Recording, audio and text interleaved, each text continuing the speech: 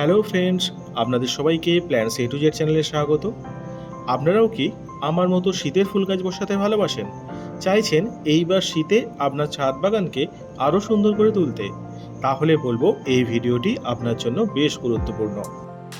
শীতের ফুল গাছ আমরা যারা বসিয়েছি তাদের সবার একটাই লক্ষ্য থাকে, আর সেটা হলো গাছের দ্রুত বৃদ্ধির পাশাপাশি গাছে যেন প্রচুর ফুল ফোটে। আর তার জন্য শুধুমাত্র মাসে মাসে ফার্টিলাইজার দিলেই হবে না, সাথে দরকার গাছগুলোর জন্য উপযুক্ত মাটি ও সঠিক পরিচর্যারও। আর আজ তাই আমি যেভাবে শীতের ফুল গাছের জন্য উপযুক্ত মাটি বানানো দেখাবো, ঠিক সেভাবেই আমি আগের বছর আমার শীতের ফুল গাছের জন্য মাটি বানিয়ে চারা গাছগুলো বসিয়েছিলাম, আর রেজাল্টও পেয়েছিলাম খুব ভালো। তাই ভাবলাম আপনাদের সাথেও সেইভাবে মাটি বানানোর পদ্ধতিটি শেয়ার করি। তাই দেখতে থাকুন পুরো ভিডিওটি, আশা করি আপনাদের অনেকটাই কাজে লাগবে।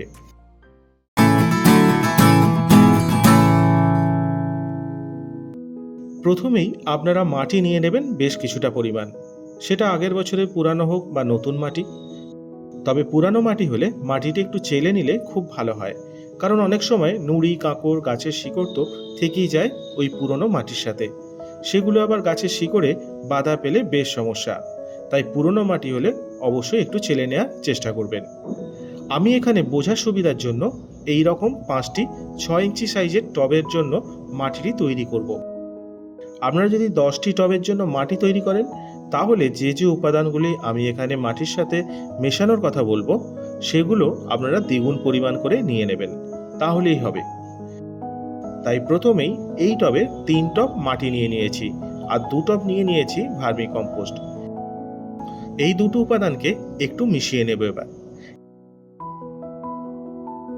একটু মিশিয়ে নিয়ে এর পাশাপাশি আর যে উপাদানগুলো নেব সেগুলির পরিমাণ যাতে আপনারা বুঝতে পারেন, তার জন্য এই রকম একটা প্লাস্টিকের গ্লাস আর এই রকম ছোট্ট কাগজের কফি কাপ আমি এখানে নিয়ে নিয়েছি। এবার এই গ্লাসের 1 গ্লাস করে নিয়ে নেব হাড় গুঁড়ো ও শিংকুচি, আর হাফ গ্লাস করে নিয়ে নেব নিমখোল গুঁড়ো ও সর্ষের খোল গুঁড়ো, আর এর সাথে এই রকম ছোট্ট কাপের হাফ কাপ করে নিয়ে নেব সুপার ফসফেট ও ইপসাম সল্ট এবং 3 চামচ সাব ফাঙ্গিসাইড। এবার এই সব উপাদানগুলোকে মাটি এবং ভার্মি কম্পোস্টের মিশ্রণের সাথে খুব ভালোভাবে মিশিয়ে নেব।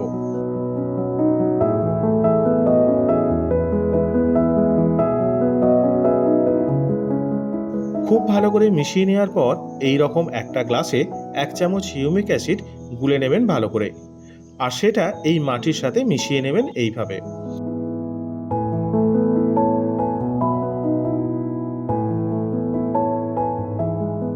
হিউমিক অ্যাসিড দিয়ে পুরো মাটিটি ভালো করে মিশিয়ে নেওয়ার পর এবার আমি টবগুলোর মধ্যে মাটিটা নিয়ে নেব, আর 5টি টবেই পুরো মাটিটি ভরে নেওয়ার পর প্রতি টবেই এইভাবে জল দিয়ে ভালো করে পুরো মাটিটি ভিজিয়ে দেবেন।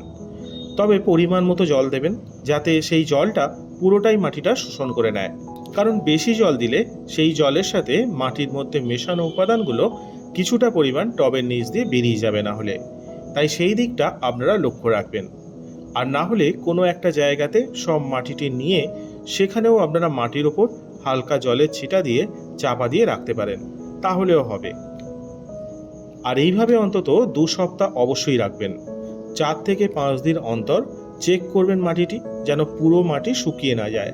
যদি শুকিয়ে যায় তাহলে হালকা করে জলে স্প্রে করে দিয়ে মাটিটা ভিজিয়ে দেবেন, এবং মাঝে মাঝে একটু করে মিশিয়ে দেবেন পুরো মাটিটি।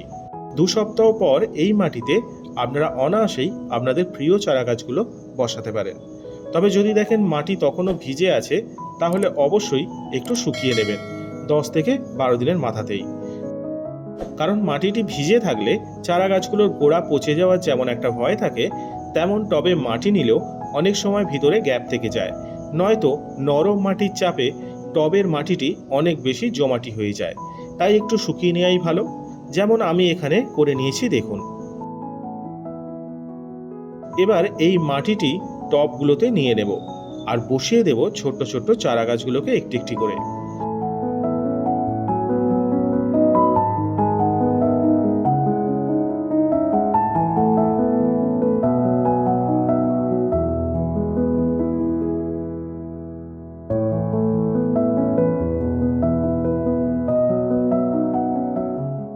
এইভাবে আপনারাও আপনাদের বাড়িতে বানিয়ে ফেলুন মাত্র 2 সপ্তাহতেই শীতের ফুল গাছের জন্য উপযুক্ত মাটি। আর আপনাদের গাছগুলো কেমন হলো এই শীতে আমাকে জানান কমেন্টসে। তাহলে আজ ভিডিওটি এখানেই শেষ করছি। সকলে ভালো থাকবেন, সুস্থ থাকবেন। আর যদি ভিডিওটি ভালো লেগে থাকে তাহলে please like, comment, share and please subscribe my channel.